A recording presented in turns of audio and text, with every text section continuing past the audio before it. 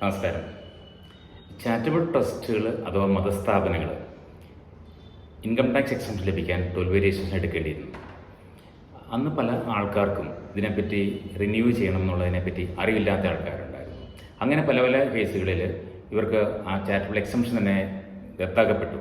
ഇങ്ങനെയുള്ളവർക്കെല്ലാം ഒരു ഗുണകരമായ ഒരു രീതിയിലാണ് ഈ പുതിയ സർക്കുലർ നമ്പർ 7/2024 പുറത്തിറങ്ങിയിരിക്കുന്നത്. ഇതിനെപ്പറ്റിയാണ് സംസാരിക്കാൻ പോകുന്നത്. നമുക്കറിയാം 2021 മുതലാണ് ഈ 12 വേരിയേഷൻ റിന്യൂ ചെയ്യണം എന്നുള്ളൊരു ക്ലോസ് ഉണ്ട്. അതിനു മുമ്പ് നമ്മൾ 12 വേരിയേഷൻ ഉണ്ടെങ്കിൽ ലൈഫ് ടൈം ആയിരുന്നു. ഇനി ഓരോ 5 വർഷം തോറും നമ്മൾ റിന്യൂ ചെയ്യേണ്ടിയിരിക്കുന്നു. നേരത്തെ 2021 മുമ്പ് 12 വേരിയേഷൻ ഉണ്ടായിരുന്ന ആൾക്കാർക്ക് ഫോൺ നമ്പർ 10A ഫയൽ ചെയ്ത് കഴിഞ്ഞാൽ അടുത്ത 5 വർഷത്തേക്ക് ഫയൽ രജിസ്ട്രേഷനുള്ള ആപ്ലിക്കേഷനായിട്ട് റിന്യൂവലായിട്ട് അപ്പോൾ തന്നെ ലഭിക്കുമായിരുന്നു. അതുപോലെ തന്നെ പുതുതായിട്ട് തുടങ്ങുന്ന ആൾക്കാർക്ക് 12 വേരിയേഷന് പ്രൊവിഷണൽ രജിസ്ട്രേഷൻ ആണ്. അതൊരു 3 വർഷം വാലിഡിറ്റിയാണ്. 3 വർഷം വാലിഡിറ്റി ഉണ്ടെങ്കിൽ പോലും നമ്മൾ ഓപ്പറേഷൻ തുടങ്ങി 6 മാസത്തിനുള്ളിൽ പിന്നീട് നമ്മൾ രജിസ്ട്രേഷൻ വേണ്ടി ആപ്ലിക്കേഷൻ കൊടുക്കണം. അല്ലാതെ 3 വർഷം വാലിഡിറ്റി ഉണ്ടെന്ന് പറയാൻ പറ്റത്തില്ല. അതുപോലെ തന്നെ നമ്മൾ ഓപ്പറേഷൻ തുടങ്ങിയിട്ടില്ലെങ്കിൽ 6 മാസം 3 വർഷം കഴിയുന്ന 6 മാസം മുൻപ്, അത് 2.5 വർഷം കഴിയുമ്പോൾ നമ്മൾ പിന്നീട് അപേക്ഷ കൊടുക്കേണ്ടിയിരിക്കുന്നു റിന്യൂ ചെയ്യാനായിട്ട്. എങ്കിൽ അത് കണ്ടിന്യൂറ്റി കിട്ടുകയുള്ളൂ. അതുപോലെ തന്നെ പഴയ വർഷങ്ങളിൽ ഈ താമസിച്ച് പോയ ആൾക്കാർക്ക്, ഡേറ്റ് താമസിച്ച് പോയ ആൾക്കാർക്ക്, ചെയ്യാൻ പറ്റാത്ത ആൾക്കാർക്കെല്ലാം ബെനിഫിറ്റ് ആയിട്ടാണ് 2021 സെപ്റ്റംബർ 30 വരെ ടൈം ഉണ്ടായിരുന്നു. അത് 6/2023 ഉള്ള ആ സർക്കുലർ പ്രകാരം അങ്ങനെയുള്ളവർക്ക് ATG വരില്ല, അല്ലാത്തവർക്ക് 1023C 12 വേരിയേഷനുള്ള ആൾക്കാർക്ക് അന്ന് വരെ കൊടുത്തിരുന്നെങ്കിൽ പഴയ 21 തുടങ്ങിയുള്ള കണ്ടിന്യൂഷനിലുള്ള രജിസ്ട്രേഷൻ ലഭിക്കുമായിരുന്നു. അപ്പോൾ അതിനുശേഷം ഒക്ടോബർ 1 തുടങ്ങിയ കണ്ടീഷനെല്ലാം മാറി. ഇനിയിപ്പോൾ പ്രൊവിഷണൽ രജിസ്ട്രേഷൻ ഇല്ല, എല്ലാം ഫൈനൽ രജിസ്ട്രേഷൻ ആണ്. ഒക്ടോബർ 1, 2023 മുതൽ നമ്മൾ ആപ്ലിക്കേഷൻ കൊടുത്ത 5 വർഷം വാലിഡിറ്റിയുള്ള സർട്ടിഫിക്കറ്റാണ് ലഭിക്കുന്നത്. അതിനുമുമ്പ് നമ്മുടെ ബുക്സ് ഓഫ് അക്കൗണ്ട് വിളിക്കുകയും ഇൻകം ടാക്സിൽ നമ്മൾ അപ്പിയർ ചെയ്യുകയും ചെയ്യേണ്ടിയിരിക്കുന്നു. അങ്ങനെയാണ് ലഭിക്കുന്നത് ഇപ്പോൾ.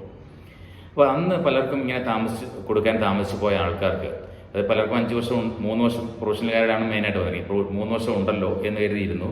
പക്ഷേ അതിപ്പം 3 വർഷം ആയി, അല്ലെങ്കിൽ 2.5 വർഷം ആയി. അവർക്ക് ഇനിയിപ്പോൾ ആപ്ലിക്കേഷനായിട്ട് പലരും ചെന്നു. അവരെല്ലാം ആപ്ലിക്കേഷൻ റിജക്റ്റ് ചെയ്തു. കാരണം പറയുന്നത് നിങ്ങൾ താമസിച്ച് പോയി, അത് പലരും അതിന് അപ്പീൽ സ്റ്റേജിലാണ്.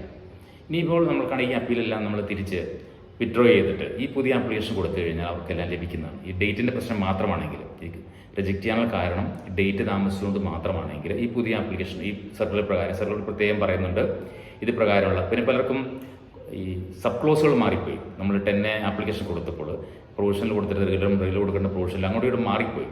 അങ്ങനെയുള്ളവർക്ക് എന്ത് ചെയ്യാൻ, ആ സർട്ടിഫിക്കറ്റ് വേണം വിഡ്രോ ചെയ്യാം, ക്യാൻസൽ ചെയ്തിട്ട് നമുക്ക് പുതിയ ആപ്ലിക്കേഷൻ കൊടുക്കാം. ആപ്ലിക്കേഷൻ കൊടുത്തു കഴിഞ്ഞാൽ നമുക്ക് പഴയ 2021 മുതലുള്ള കണ്ടിന്യൂഷൻ ലഭിക്കും.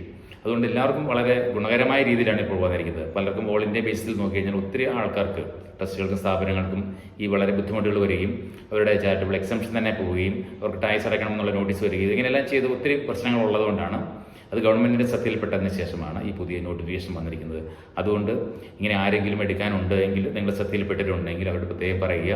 അങ്ങനെയുള്ള ആൾക്കാർക്ക് എടുക്കുക. അതിന് ലാസ്റ്റ് ഡേറ്റ്, ഈ സർക്കുലർ പ്രകാരമുള്ള ആപ്ലിക്കേഷൻ കൊടുക്കുന്ന ലാസ്റ്റ് ഡേറ്റ് ജൂൺ 30, 2024. അതായത് 1 മാസം അടുത്തേ ഉള്ളൂ. അതിനകം ചെയ്ത് ഇനി ഒരിക്കൽ കൂടി ഡേറ്റ് നീട്ടുമെന്ന് ഉറപ്പില്ല.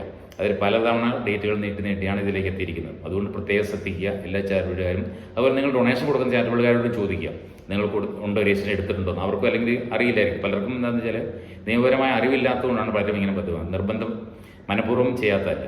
അങ്ങനെയുള്ളവർക്ക് നിങ്ങൾ ഒരു അവയർനെസ് കൊടുക്കുകയും കൂടെ ചെയ്യുക. Last date 30/6/2024. നന്ദി.